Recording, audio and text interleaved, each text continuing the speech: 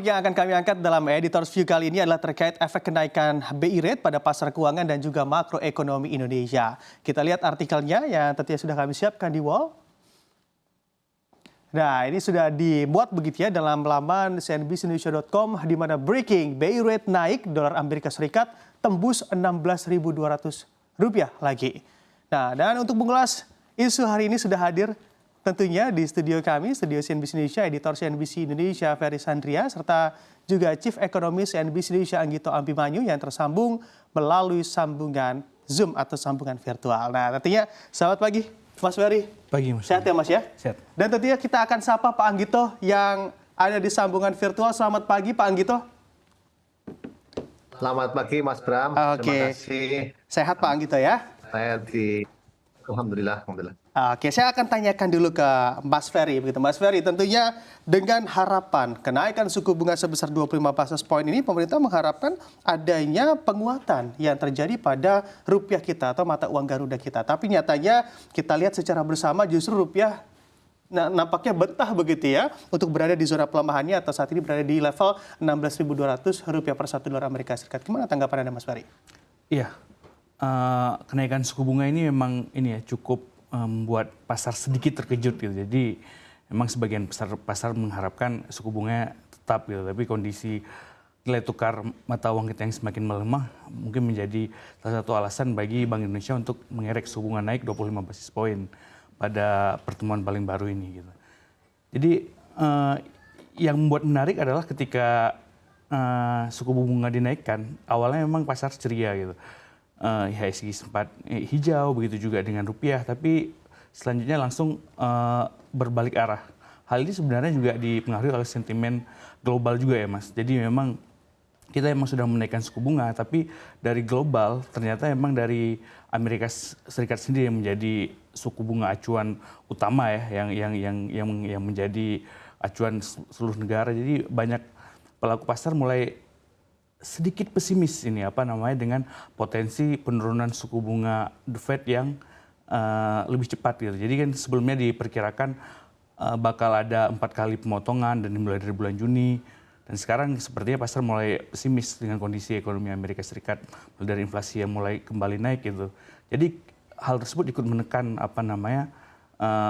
kinerja pelemahan rupiah. Tapi setidaknya dengan kenaikan suku bunga acuan ini, walaupun rupiah berbalik arah dari awalnya menguat di awal-awal kenaikan suku bunga, setidaknya tidak kembali merosot lebih tajam begitu. Oke, baik. Jadi ada nilai untuk kebijakan Bank Indonesia pada periode kali ini dinilai tepat begitu ya untuk menahan rupiah tidak terperosok lebih dalam lagi. Sebetulnya kalau kita melihat dari case ini Mas Ferry, angle apa lagi yang kiranya menarik untuk redaksi angkat ke depannya?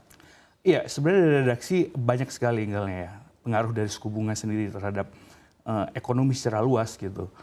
Baik itu dari ekonomi real, mungkin dari KPR, bagaimana pengaruhnya kepada masyarakat gitu. Begitu juga dari mungkin dari fiskal negara, penerbitan surat utang yang semakin mahal, mungkin juga utang-utang korporasi gitu, mereka yang mau menerbitkan surat utang juga mungkin relatif lebih mahal gitu buat pengumpulan dananya. Begitu juga terkait dengan investasi, ada beberapa aset yang mungkin menjadi pilihan masyarakat di era suku bunga tinggi ini. Begitu juga dengan sektor-sektor saham, ada beberapa yang memang diuntungkan, ada yang dirugikan begitu.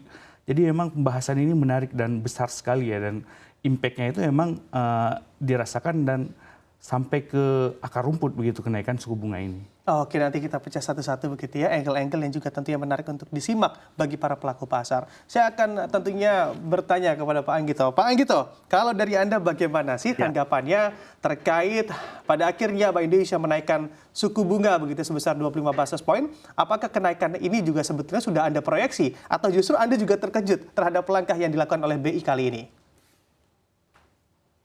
Saya tidak terkejut ya. Saya sudah punya ekspektasi bahwa suku bunga acuan Bank Indonesia 7-day repo rate itu akan mengalami kenaikan. Bahkan ada yang mengharapkan supaya kenaikannya 50 basis point supaya kita itu pasar kita itu menjadi ahead of the curve. Kita mendahului kemungkinan kondisi akan lebih buruk lagi. Tapi menurut saya 25 basis point sudah cukup ya, cukup. Tapi sekali lagi ada dua nih syaratnya.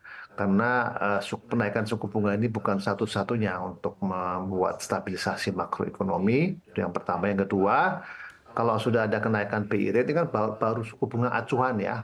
Jadi bukan suku bunga yang diperdagangkan di pasar. Jadi harus diikuti dengan kenaikan suku bunga penjaminan dan tentu suku bunga pasar keuangan lainnya ya.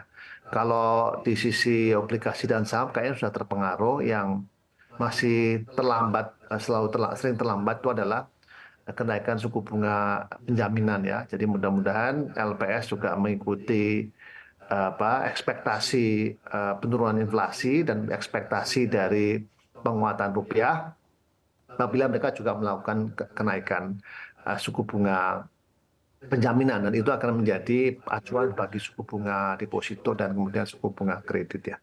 Jadi sekali lagi ini baru start awal, jadi makanya pasar masih merah ya karena kita belum melakukan hal-hal yang lain di luar suku bunga, dan juga acuan suku bunga ini belum menjadi tindakan lebih lanjut dari lembaga-lembaga yang bisa melakukan adjustment dari sisi suku bunga, baik itu suku bunga sektorial yaitu yang dipandu oleh suku bunga penjaminan, maupun nanti kita lihat dari sisi yield-nya baik obligasi negara maupun juga dari sisi indeks harga saham. Oke, baik Pak Gito. Kalau kita amati begitu dari pernyataan Bank Indonesia sebelumnya, Gubernur BI Peri Warjio sebetulnya untuk menaikkan suku bunga acuan ini menjadi langkah terakhir dirinya. Karena memang untuk menghadapi stabilitas moneter yang terjadi di tanah air. Kalau misalnya suku bunga sudah dinaikkan, apalagi dinaikkan di level 25 basis point pada hari kemarin, ini apakah sudah bisa diartikan sebetulnya pelemahan yang terjadi terhadap dolar ini, rupiah terhadap dolar, sudah terjadi segenting itu, sehingga BI juga sudah waktunya untuk menaikkan suku bunga acuan? Ya, sudah genting ya. Dan kalau kita lihat statement-statement Federal Reserve sebelumnya itu kan dovish ya, kayaknya mau diturunkan suku bunganya, mau turun, tapi ternyata data global itu belum mendukung ya, sehingga berbalik dari dovish menjadi hawkish ya. Jadi kayaknya kayaknya Federal Reserve belum akan menurunkan suku bunga. Nah ini itu makanya direspon negatif oleh pasar.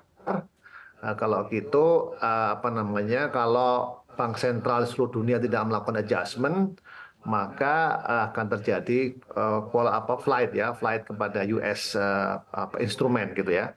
Makanya kenaikan suku bunga dari bank sentral, 7-days repo rate, mudah-mudahan menjadi acuan ya bagi pasar keuangan Indonesia, sehingga bisa memberikan minimal menahan terjadinya capital outflow yang mengakibatkan rupiah akan melemah.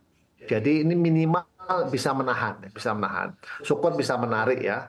Syukur bisa menarik kembali investasi portofolio ke Indonesia. Oke, minimalnya dapat menahan capital outflow yang terjadi dengan cara menaikkan suku bunga acuan dari Bank Indonesia.